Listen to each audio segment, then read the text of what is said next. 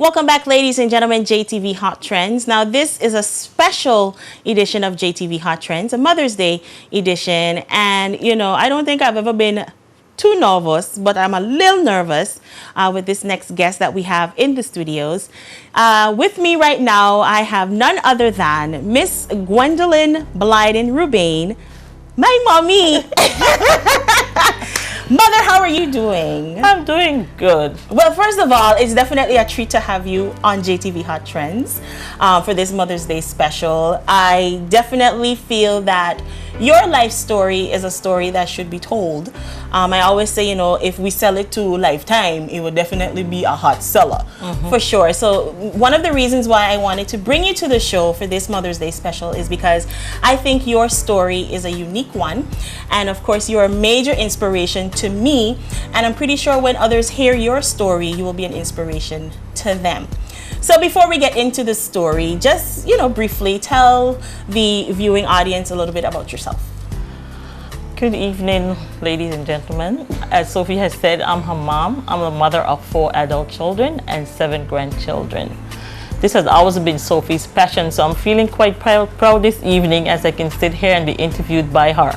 From the age of 2 or so, as far as I can remember, Sophie has been interviewing persons with a hairbrush. Oh Lord. And then later on, I got her a mic. So I'm so happy to see her pursuing her dreams, and she does such a wonderful job. Thank you, Mom. There'll be no crying on this show. Let me just put that out there. Crying. So, okay, so your story basically would start off as being a young widow. My dad passed when I was about 2 years old. He was in a car accident.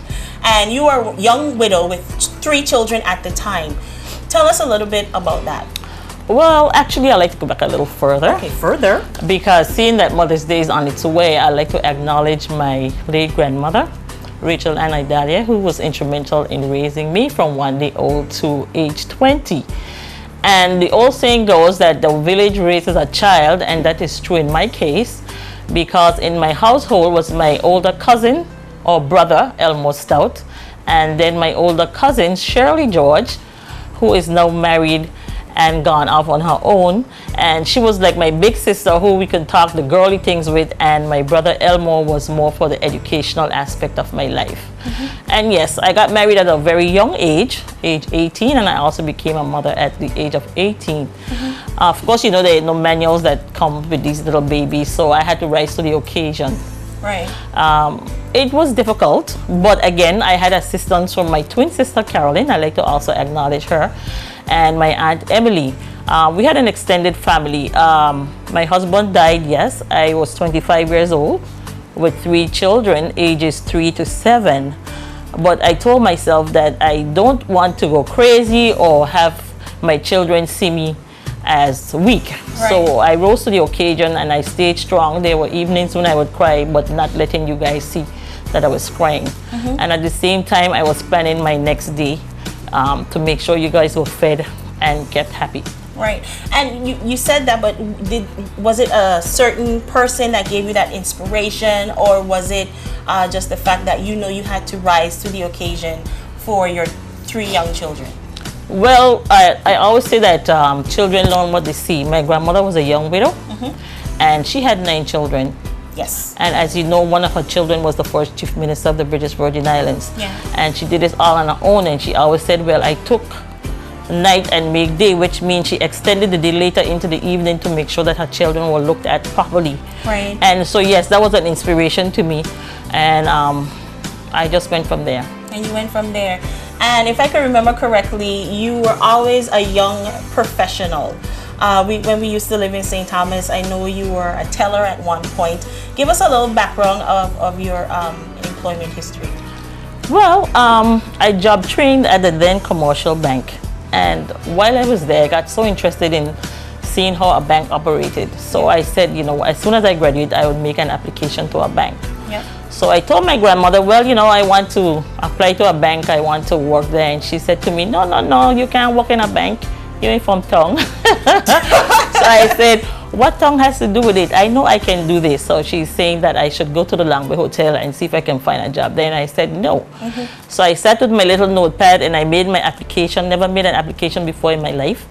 and I sent it to the bank, and a few weeks later I went to the post office box and I was successful. Y'all have post office box? Oh yes, P.O. Box 7 Weston. Okay, so you were successful, and I was successful, and that started my career in the financial services, because that's all I've done for the past 41 years. Even though I'm doing it on the trust side now, I've worked in banks for 20 years, right, and now 22 years in the trust sector. Right. Awesome stuff. Now, what would be your words of encouragement for young single mothers, or just single mothers on a whole? Well, I would say that the word single should come out of the vocabulary altogether. It has nothing to do with anything. It has to do with your persistence and exactly what you want to achieve, where you want to see your children go in life. So you would make that commitment. Sometimes, yes, it's daunting, but like I say, you have to regroup. Every day brings a new opportunity. Today may be rough, tomorrow may be smooth. You never know. So you can't give up today. You have to persist. Right. And your persistence, because I know you mentioned to us that you used to attend UVI. Yes, I attended UVI for a short period in 1985 and 86. But having you guys young again, I had to abort that. Right. And then I came over to the Virgin Islands, the British Virgin Islands, and I enrolled in HLSCC because I was persistent in having a degree or something, because as I said, my cousin Elmo always said, girl, Gwen, you can be anything you want to be as long as you put your head to it. And I always kept that at the back of my mind. Despite the fact that I got married young didn't mean that my life came to an end. Right. So again, I enrolled here back in 1995 or something, and it was derailed. But still, stayed in the back of my mind. Persistent. Yeah, persistent. And I did several corresponding courses, certificates, and diplomas. And I said, yes, I still have to get this associate's degree. So then when my son, my youngest son, graduated in 2009, I enrolled again. And as you know, I was successful and graduated with my associate's degree. Yep. And presently, I'm enrolled at the University of Bradford Business School, working on my MBA. And I'm looking forward to being hooded. I'm just excited. Hooded. So at any time when attending classes at HLSCC, did you feel out of place? Did you say, oh my gosh, I made a mistake of being amongst the youngsters? Well, I never really felt that way. I was amongst very young people, and they sort of look up to me. But my youngest son, like I said, who left school, you know, he was like, Mommy, I don't want you going to college with my friends. They're going to think you stay back. Oh, Lord. So I said, I'm sorry, Jacoy, but this is something I want to do, and I'm going to do it. I will not be deterred. So I went ahead and I did what I had to do. So, Mommy, tell us what was the most difficult thing that you experienced in your life? Well, I can remember it like it was yesterday, your father's death. It was just 2 days before Christmas. We had made many celebratory plans for Christmas. We had the Christmas tree sitting in the floor. He had gone off to return a delivery truck. And I waited all evening, and he didn't come home. But somehow I felt that something was wrong. I waited and waited, and when the authorities showed up, and I didn't wait for them to tell me, well, your husband is dead. And they asked me, well, does Junior live here? And I said, Junior who? He said, Junior Rubain. I said, yes. So I said, don't tell me he's dead, isn't he? And then he said, I'm sorry, Miss Rubain, but there's no easier way to tell you. It was a devastating blow because I had these 3 little children. I had no family there. We were where at the time? If you are aware. We were where at the time? We were in Miami, Florida. It was December 23rd, 1983. I remember running to the yard and yelling and screaming and just jumping up and down. There was this one neighbor that I said hello to because I knew nobody there. I was only there for 6 months or so. And she asked me what's going on. I told her. And she invited me in and she gave me a drink. And that drink just burned my stomach. It did nothing for me. And I hadn't said anything to you kids yet, but somehow your oldest sister, Kim, overheard. And she ran into the room and she just, sat there. She never cried. And I was saying to myself, how do I tell his mother? Right. It was really, really sad. I also remember a group of persons that came by to study with me on a Thursday from the Jehovah's Witness. Yes. And so they came and they found the house in a mess, and it was like, this is not like you. So I told them what happened, and they were really instrumental in getting everything back in order. And I missed a part out where I said I took the drink. It didn't help. But I remember my grandmother words that when you're in distress, go on your knees. So I went on my knees and I prayed and I said, Lord, hear my prayer and give me the strength so I can call his mom and say he's dead, and also I can get to the funeral home. And he answered my prayer. I think when you pray in earnest, he really hears. And so I was able to go to the funeral home, identify the body, call his mom, and then call home to my relatives and say what happened. So yeah, that's a sad moment. And for our time there for Father's Day, I celebrated Father's Day too. I mean, I don't do it anymore, but yeah, that was the saddest day of my life. I still think of him from time to time. Right. Yeah. And of course, you know, our family members, you mentioned them earlier, you know, your sister, twin sister Carolyn. My brother. Your brother, Uncle Ali. You know, these people were definitely instrumental in our lives. They stepped right in, and for me, I was young. I was like 2 years old, so I have no memory of my dad. But you know, with persons like Auntie Caro and Uncle Ali and Granny and Auntie Barbara, you know, with them there, it was like nothing was missing. Yeah. You know, so they were definitely there for us, and I could see how they help you to overcome such a tragedy in your life. So. And you know, they say time heals all wounds, and it's true. Because I look back and I think about it, but I no longer get sad. Right. You know, so time does heal wounds. Right. Good stuff. Now, I know that this is your motto, life after 50. Your life basically begins at the age of 50. Some people say the new 40, 50s, the new 40, that type of stuff. But basically, why are you so passionate about looking your best, feeling your best, keeping yourself looking young? Why are you so passionate about that?